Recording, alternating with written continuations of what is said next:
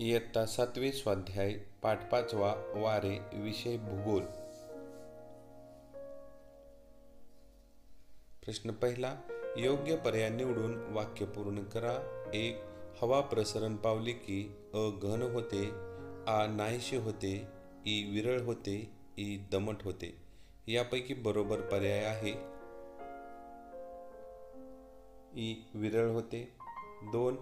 वारे हवेच्या जास्त दाबाकडून टिंबटिंब अ आणखी जास्त हवेच्या दाबाकडे वाहतात, आ थंड हवेच्या दाबाकडे वाहतात, ई हवेच्या कमी दाबाकडे वाहतात आणि ई आहे तेथेच राहतात। यापैकी बरोबर पर्याय आहे हवेच्या कमी दाबाकडे वाहतात। 3.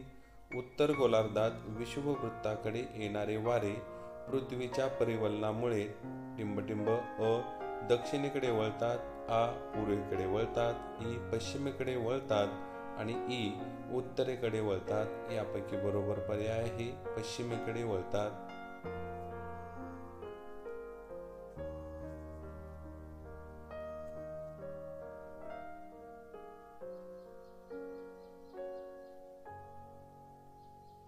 चार.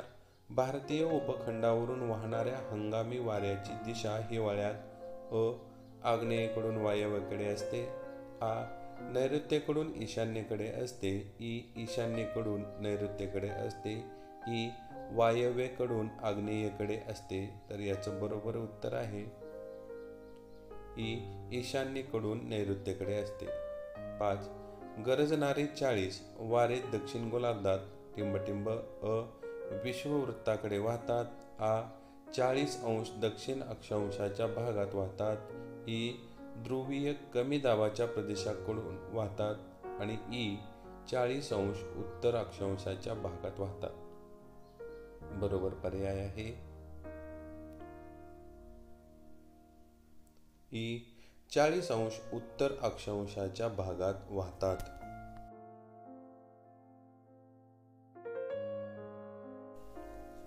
प्रश्न 2. खालील वर्णनावरून वाऱ्यांचा प्रकार ओळखा। 1.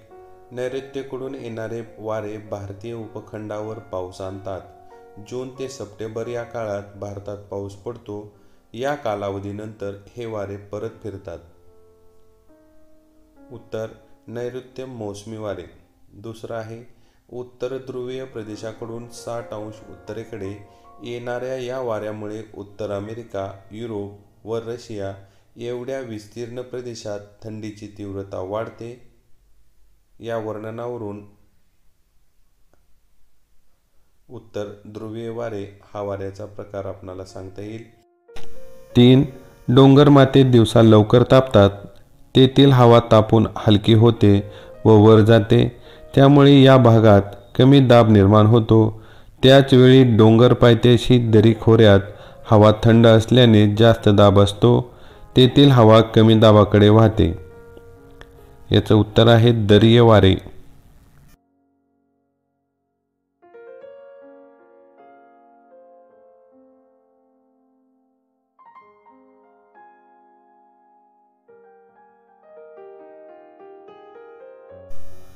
प्रश्न 3. पुढे हवेचा दाब क्रमवार मिलीबारमध्ये दिलेला आहे, त्यावरून आवर्त व प्रत्यावर्ताची आकृती काढा।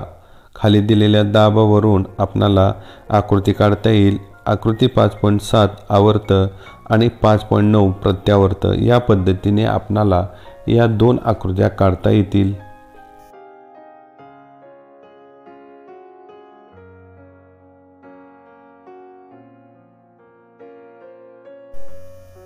प्रश्न 4. एकच भौगोलिक कारण लिहा। 1. विषुववृत्ताजवळ हवेचा पट्टा शांत असतो। उत्तर विषुववृत्ताच्या उत्तरेस व दक्षिणेस 50 अंश अक्षवृत्तापर्यंत हवेचा दाब सर्वसाधारणपणे सारखाच असतो। 2. त्यामुळे वर्षातील बराच काळ विषुववृत्ताच्या भागात वारे वाहत नाहीत, म्हणून विषुववृत्तावर हवेचा पट्टा शांत असतो।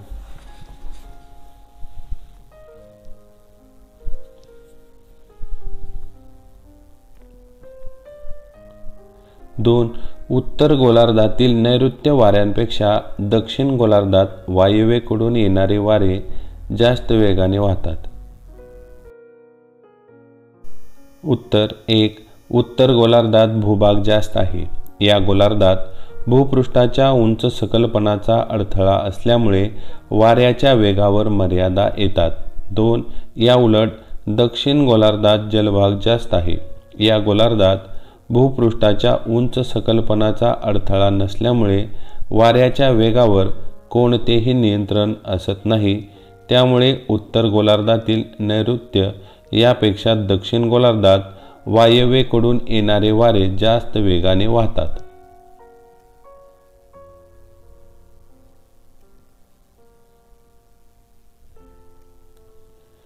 3. उन्हाळ्यातील मोसमी वारे समुद्राकडून तर हिवाळ्यातील परतीचे मोसमी वारे जमिनीकडून येतात. उत्तर उन्हाळ्यात दीर्घ कालावधीसाठी जमीन अधिक तापलेली राहते. परिणामी उन्हाळ्यात दीर्घ कालावधीसाठी जमिनीवरील हवेचा दाब हा तुलनेने कमी व समुद्रावरील हवेचा दाब तुलनेने जास्त राहतो. त्यामुळे उन्हाळ्यातील मोसमी वारे समुद्राकडून जमिनीकडे वाहतात येतात. 2. हिवाळ्यात दीर्घ कालावधीसाठी जमीन तुलनेने कमी तापलेली राहते. परिणामी हिवाळ्यात दीर्घ कालावधीसाठी जमिनीवरील हवेचा दाब हा तुलनेने जास्त व समुद्रावरील हवेचा दाब तुलनेने कमी राहतो. त्यामुळे हिवाळ्यातील परतीचे मोसमी वारे जमिनीकडून समुद्राकडे वाहतात म्हणजेच येतात.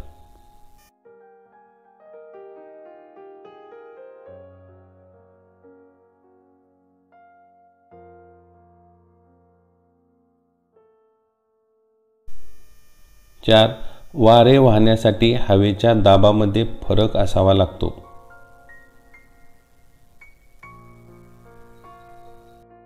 उत्तर 1. हवेचा दाब एकसमान असेल तर हवेची हालचाल होत नाही. 2. परंतु पृथ्वीवर हवेचा दाब एकसमान नसतो. पृथ्वीवर हवेच्या जास्त दाबाचे आणि हवेच्या कमी दाबाचे पट्टे असतात. 3. त्यामुळे पृथ्वीवर जास्त दाबाच्या पट्ट्याकडून कमी दाबाच्या पट्ट्याकडे हवेची हालचाल क्षितिज समांतर दिशेत होते व वाऱ्याची निर्मिती होते. अशा प्रकारे वारे वाहण्यासाठी हवेच्या दाबामध्ये फरक असावा लागतो.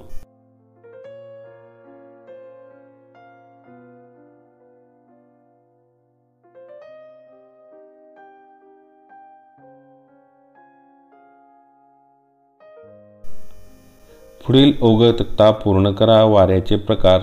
पहिला आहे गृहीय वारे, हंगामी वारे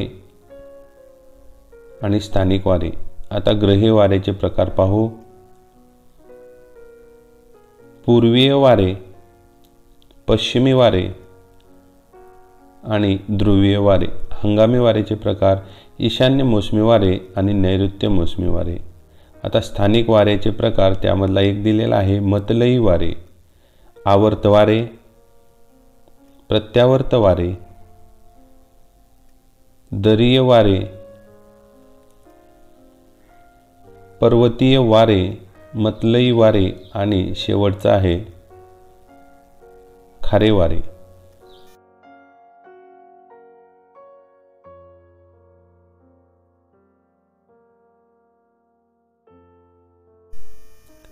प्रश्न 6 थोडक्यात उत्तरे लिहा. 1.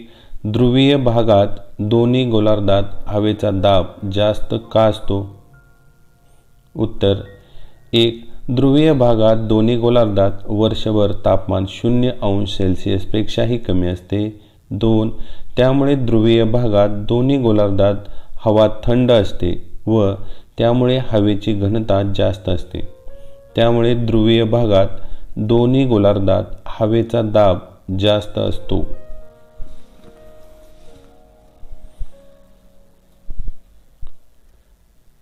2. पृथ्वीच्या परिवलनाचा वाऱ्यावर कोणता परिणाम होतो? उत्तर 1. पृथ्वीचे परिवलन हे पश्चिमेकडून पूर्वेकडे होते. पृथ्वीच्या परिवलनामुळे वाऱ्याच्या मूळ दिशेत बदल होतो. 2. पृथ्वीच्या परिवलनामुळे उत्तर गोलार्धात वारे आपल्या मूळ दिशेपासून उजवीकडे वळतात, तर दक्षिण गोलार्धात ते मूळ दिशेच्या डावीकडे वळतात.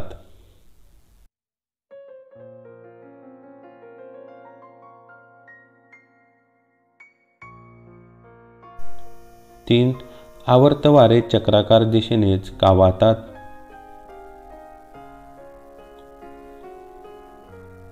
उत्तर 1. एखाद्या ठिकाणी हवेचा दाब कमी असतो व सभोवताली हवेचा दाब जास्त असतो, अशा वेळी आवर्त वाऱ्यांची परिस्थिती निर्माण होते.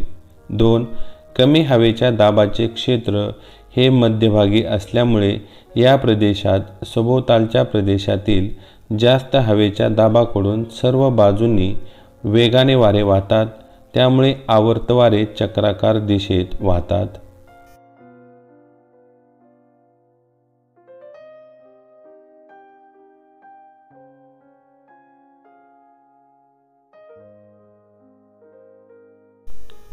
4.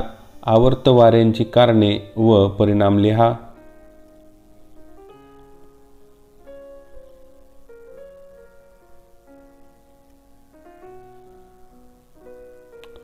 उत्तर अ. आवर्त वाऱ्यांची कारणे: एखाद्या ठिकाणी हवेचा दाब कमी असतो. 2. सभोवताली हवेचा दाब जास्त असतो. ब.